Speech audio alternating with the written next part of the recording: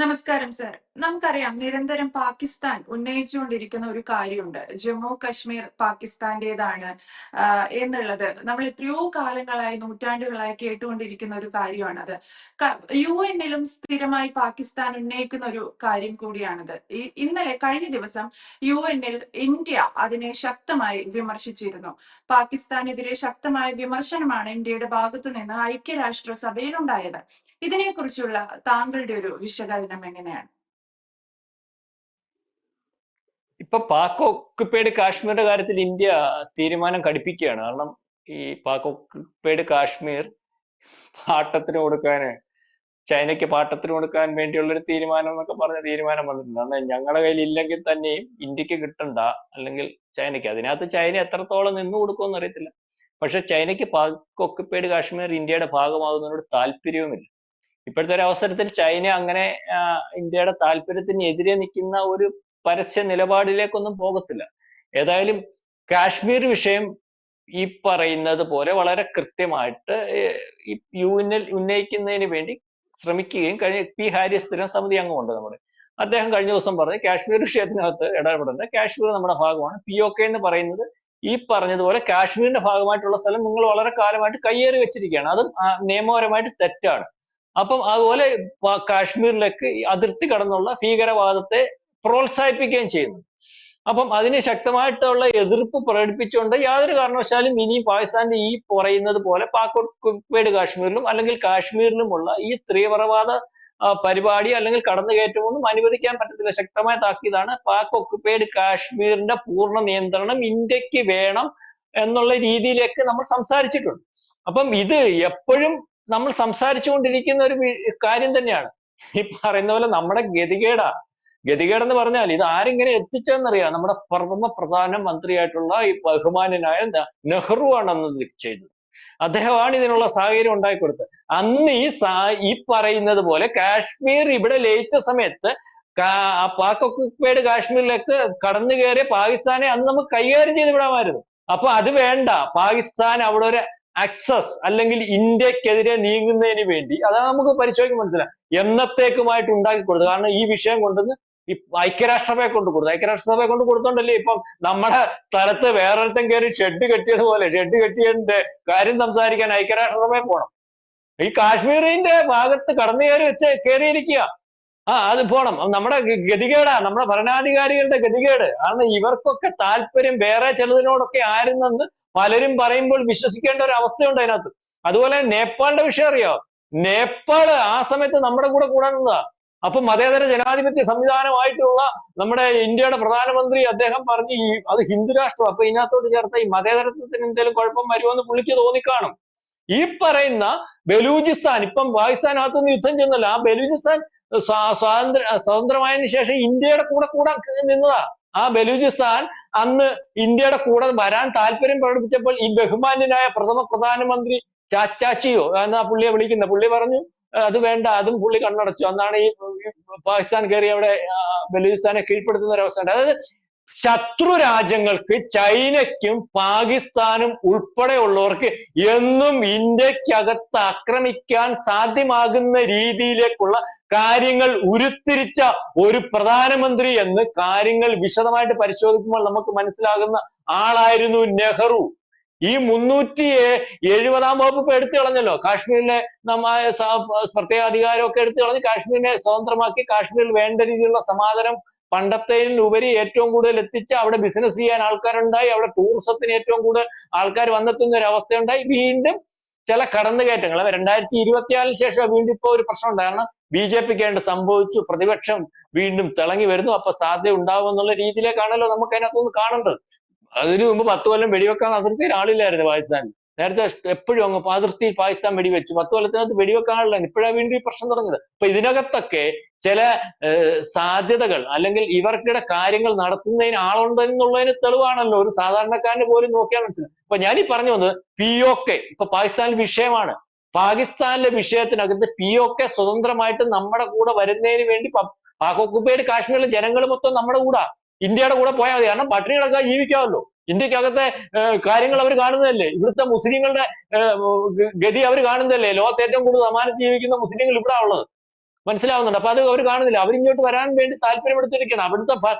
അവിടെ ഒരു ഭരണ സംവിധാനം ഒക്കെ ഉണ്ട്. ഈ പറയുന്ന അതിനെ നിയമിക്കുന്നത് പാകിസ്ഥാനാ. അപ്പം അത് മനസ്സിലായി. പാക് ഒക്കുപൈഡ് കാശ്മീർ ഒരു പക്ഷേ ഇന്ത്യക്ക് വിട്ടുപോകും. കാരണം ഖൈബർ പത്തങ്ക മേഖല മൊത്തം അഫ്ഗാന്റെ കയ്യിലാണ്. അഫ്ഗാൻ കീഴടക്കി വെച്ചേക്ക്. അവിടോട്ട് പാകിസ്ഥാനി എല്ലാം പറ്റുന്നില്ല. ബലൂചിസ്ഥാൻ ഏരിയ ബലൂചിസ്ഥാന്റെ കയ്യിലായി. അപ്പൊ ബലൂചിസ്ഥാൻ ഏതാണ്ട് സ്വതന്ത്രമാകുന്ന ഒരവസ്ഥയിലേക്ക് വന്നു. അപ്പൊ പാക് ഒക്കുപൈഡ് കാശ്മീർ ഒറ്റപ്പെട്ടു പോകുന്ന ഒരവസ്ഥ. മാത്രമല്ല പാക് ഒക്കുപൈഡ് കാശ്മീരിലേക്ക് ഇപ്പൊ പട്ടാളക്കാർക്ക് ചെല്ലാൻ പറ്റത്തില്ല.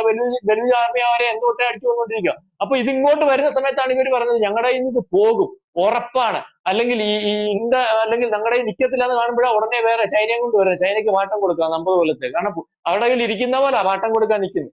ചൈനയിൽ നിന്ന് കൊടുക്കുന്നില്ല. കാരണം ചൈനയ്ക്ക് ഇപ്പൊ ഇന്ത്യയുടെ എക്കണോമിക്കൽ ഗ്രോത്തിന് ലോക നിലവാരത്തിലുള്ള ഇന്ത്യയുടെ ഒരു പോക്കും അനുസരിച്ച് ചൈന ഇന്ത്യയോട് ചേർന്ന് നിന്നാലേ അവരുടെ മാനുഫാക്ചറിങ്ങിനനുസരിച്ചുള്ള കയറ്റുമതി ഇറക്കുമതി ഒക്കെ ലോകരാജ്യങ്ങളിൽ നടക്കത്തുള്ളൂ. കാരണം ഇന്ത്യയോട് ഉടക്കിപ്പോയാൽ സാധ്യതയില്ല. കാരണം ട്രംപ് ഇങ്ങനെ നിൽക്കുന്നു, അറിയാമല്ലോ. ട്രംപ് ചുങ്കമൊക്കെ ഏർപ്പെടുത്തുന്നതിനകത്ത് ട്രംപിന്റെ ഒരു നിലപാട്. അപ്പൊ ഇന്ത്യയുടെ ഭാഗമായിട്ട് നിന്നാലേ അവരുടെ ബിസിനസ്. അപ്പൊ അത് അങ്ങനെ പരസ്യമായിട്ട് ഇപ്പൊ പാട്ടത്തിനെടുക്കാനൊന്നും വരത്തില്ലെങ്കിൽ പോലും ചൈനയ്ക്ക് ഈ പാക് ഒക്കുപൈഡ് കാശ്മീർ പൂർണ്ണമായിട്ട് ഇന്ത്യയുടെ ഭാഗമാകുന്നതിനോട് താല്പര്യമില്ല. അതിന്റെ കാരണം എന്ന് പറഞ്ഞാൽ അതിർത്തി നഷ്ടപ്പെടും. ഇപ്പൊ അതിർത്തി എന്ന് പറഞ്ഞാൽ പാകിസ്ഥാൻ, പാക് ഒക്കുപൈഡ് കാശ്മീർ, ചൈന അതിർത്തി എളുപ്പം ഈ പറയുന്ന അതിർത്തി അതാ. ഇത് നമ്മുടെ കയ്യിലായി കഴിഞ്ഞാൽ അവർക്ക് അതിർത്തിയില്ല. അഫ്ഗാൻ മേഖലയിൽ കൂടെ കടന്നു കയറണ്ടേ. ഇപ്പൊ അഫ്ഗാനിന്റെ അവിടോട്ട് ചെന്ന് കഴിഞ്ഞാൽ ഇപ്പൊ ഇന്ത്യയോട് ചേർന്ന് നിൽക്കുന്ന അഫ്ഗാനിസ്ഥാൻ ചാടിക്കും. അപ്പൊ ആ രീതിയിലൊക്കെയുള്ള പ്രശ്നമുണ്ട്.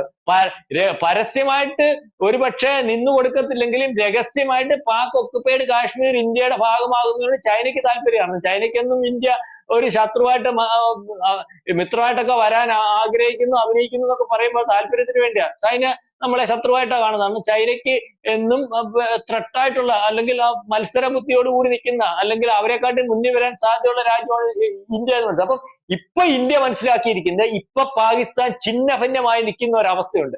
ആ അവസരത്തിൽ പാക് ഒക്കുപൈഡ് കാശ്മീർ ഈ പറയുന്ന ലോകരാജ്യങ്ങളെ ബോധ്യപ്പെടുത്തി ഇന്ത്യയുടെ ഇപ്പം ലോകരാജ്യങ്ങളെ ബോധ്യപ്പെടുത്തേണ്ട ഗതികേടാണല്ലോ. യൂറോപ്യൻ രാജ്യങ്ങളെ ബോധ്യപ്പെടുത്തണം, അമേരിക്കയെ ബോധ്യപ്പെടുത്തണം, ജപ്പാനെ ബോധ്യപ്പെടുത്തണം, നാറ്റോ രാജ്യങ്ങളെ ബോധ്യപ്പെടുത്തണം. ഐക്യരാഷ്ട്രസഭയിൽ കിടക്കൂലേ. ഐക്യരാഷ്ട്രസഭ കടലാസൂരിയാണ് എന്നെങ്കിൽ പോലും ഇങ്ങനൊരു സംവിധാനം ഉണ്ടല്ലോ. അപ്പൊ അവരെ ബോധ്യപ്പെടുത്തി നമ്മുടെ ഭാഗമാക്കുന്നതിന് വേണ്ടി ഒരു ശ്രമമാണ്. അതിനുവേണ്ടി ലാസ്റ്റ് ബെൽ അല്ലെങ്കിൽ നമ്മൾ പറയത്തില്ലേ ഈ ബെല്ലോട് കൂടി ഈ നാടകം ആരംഭിക്കുന്നതാണെന്നൊക്കെ പറയുന്ന പോലെ ലാസ്റ്റ് ബെല്ല് കൊടുത്തിരിക്കുകയാണ്. കർക്കശമായിട്ട് പറഞ്ഞിരിക്കുകയാണ്. കാരണം POK ഈ അവസരത്തിൽ നമ്മൾ പിടിച്ചെടുത്തില്ലെങ്കിൽ ഇതുവരെ ഇപ്പൊ പാകിസ്ഥാന് നിലനിൽപ്പില്ലാത്ത അവസ്ഥ. പാകിസ്ഥാൻ അകത്തെ കാര്യങ്ങൾ തീരുമാനിക്കാൻ ഒക്കത്തില്ല. ഖൈബർ പത്തങ്ക അഫ്ഗാൻ കൊണ്ടുവന്ന് നിൽക്കുകയാണ്. ബലൂചിസ്ഥാൻ അവരുടെ കയ്യിൽ നിൽക്കുകയാണ്. പഞ്ചാബ് സിന്ധ് മേഖലയിൽ അവിടെ പ്രശ്നമാണ്. ആഭ്യന്തര പ്രശ്നം വേറെയാണ്. POK സ്വതന്ത്രമായിട്ട് ഇന്ത്യയുടെ ഭാഗമായിട്ട് വരുന്നതിന് വേണ്ടിയുള്ള സാധ്യത.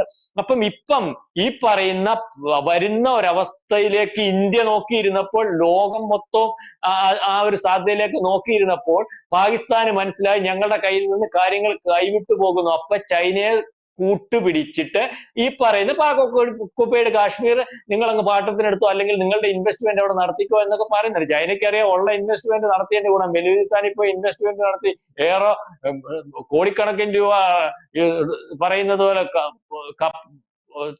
ഈ പറയുന്ന വിമാനത്താവളത്തിനും അല്ലെങ്കിൽ കോടിക്കണക്കിന് രൂപ അവിടെ പോർട്ട് ഉണ്ടാക്കുന്നതിനും ഒക്കെ ഉപയോഗിച്ചപ്പോ പോർട്ടുണ്ടോ അതുമില്ല, വിമാനത്താവളം ഉണ്ടോ അതില്ല, അവിടെ ചെന്ന് ഇറങ്ങാൻ പറ്റുമോ അതും ഒക്കത്തില്ല. വളരെ ഗതികെട്ട് നിൽക്കുക. അപ്പൊ വീണ്ടും ഇനി കാശ് മുടക്കുന്നതിന് വേണ്ടി ചൈന തയ്യാറാവുമെന്ന് അറിയത്തില്ല. ചൈന അവിടെ നിന്ന് ഓടിപ്പോയിട്ട് തൽക്കാലം മാറി നിൽക്കുന്ന ഒരവസ്ഥയാണ്. ഇപ്പൊ ഇവരുടെ ഒരു ബെൽറ്റ് റോഡ് പദ്ധതിയുണ്ട് POK ഉൾപ്പെടെയുള്ളിടത്ത്. അപ്പൊ നാളെ കാലത്തെ വേണമെങ്കിൽ ഈ ചൈന ആലോചിക്കുക ഇന്ത്യയുടെ കൂടെ കൂട്ടി യോജിപ്പിച്ചുകൊണ്ടൊരു ബെൽറ്റ് റോഡ് പദ്ധതി അല്ലെങ്കിൽ അതിന് അങ്ങനെ ഉണ്ടെങ്കിൽ ഈ പറയുന്ന പാകിസ്ഥാന്റെ ഈ പറയുന്ന ഇപ്പൊ നടത്തുന്ന ഈ കടന്നുകയറ്റവും അല്ലെങ്കിൽ തീവ്രവാദ വിടിയിലും ഒക്കെ നിൽക്കും. കാരണം അയാളും കൂടെ അതിനകത്ത് വരും. അപ്പൊ അതിനൊന്നും ഇപ്പം തയ്യാറാവത്തില്ല. ഏതായാലും ആ പാക് ഒക്കുപൈഡ് കാശ്മീർ തിരിച്ചു പിടിക്കുന്നതിന് വേണ്ടിയുള്ള കൃത്യമായ തീരുമാനമായിട്ട് ഇന്ത്യ മുന്നോട്ട് പോകുന്നതാണ്. ഇപ്പം നടന്നില്ല ഇനി നടക്കത്തില്ല എന്ന് പറയുന്ന ഒരു അവസ്ഥയുണ്ടല്ലോ. അതേ രീതിയിലേക്ക് കാര്യങ്ങളാണ്.